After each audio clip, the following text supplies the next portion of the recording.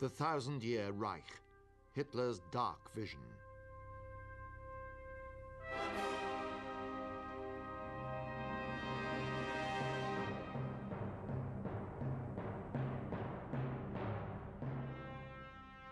A rapacious empire built on pomp and pageant, and on war.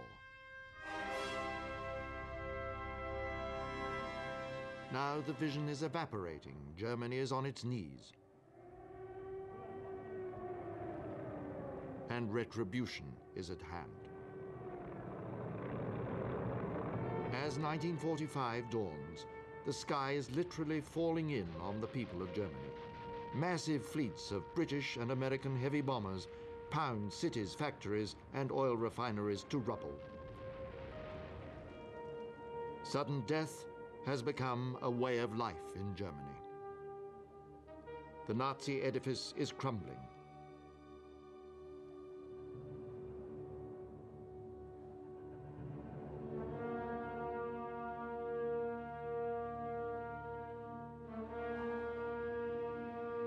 The Luftwaffe, once supreme, is all but powerless to interfere.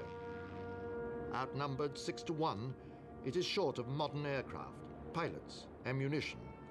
Above all, it desperately lacks fuel.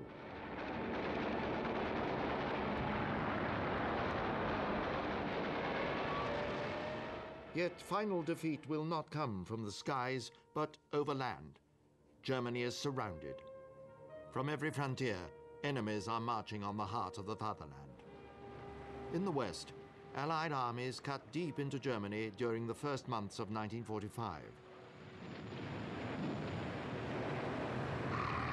They have twice as many men as the Wehrmacht, 4 times as many tanks. And they are infinitely better supplied. But Hitler is sending his last reserves east in a desperate attempt to stave off an even more deadly foe. The Red Army, already sweeping through Eastern Europe. By mid-March, the Red Army has seized most of the Baltic coast.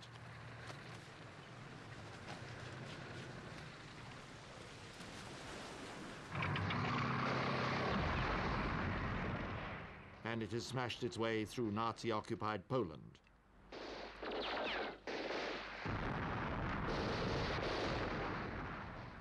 Wehrmacht troops, loyal for so long, are surrendering in their thousands. As Soviet forces press hard against the German frontier. A sign marks the spot. This is accursed Germany. The scene is set for one last great Soviet drive west, to Berlin. As the Red Army storms towards the capital, it liberates Soviet citizens captured by the Nazis for slave labor. And it frees surviving victims of the concentration camps. The experience leaves Stalin's troops hungry for revenge. They've reconquered lands blighted by Hitler's wildest experiments in genocide. They've been to Auschwitz, where millions of mutilated corpses cry silently for vengeance. Hatred of the Reich needs little encouragement at the front.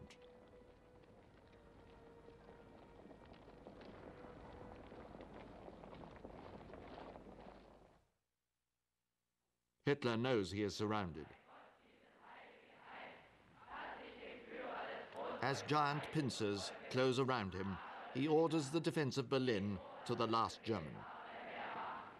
Old men, women and children prepare for a desperate fight against hopeless odds.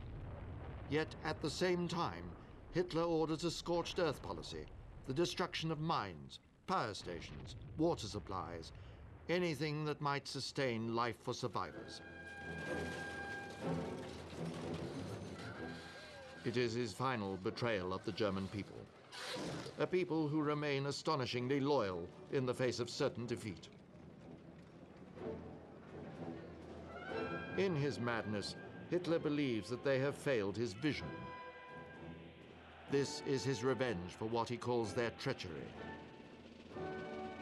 Though even now they are willing to die for him. Boys of the Hitler Youth ready themselves for battle. Innocents devoured by evil. Ordinary people still cheer Hitler's armies, but what else can they do? These troops are all that stand between Germany and Armageddon.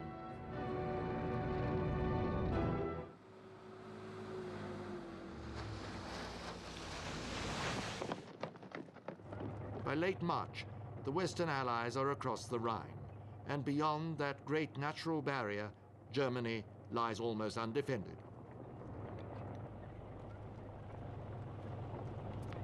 As the German army's will to fight at last begins to slip away, soldiers and civilians flee west.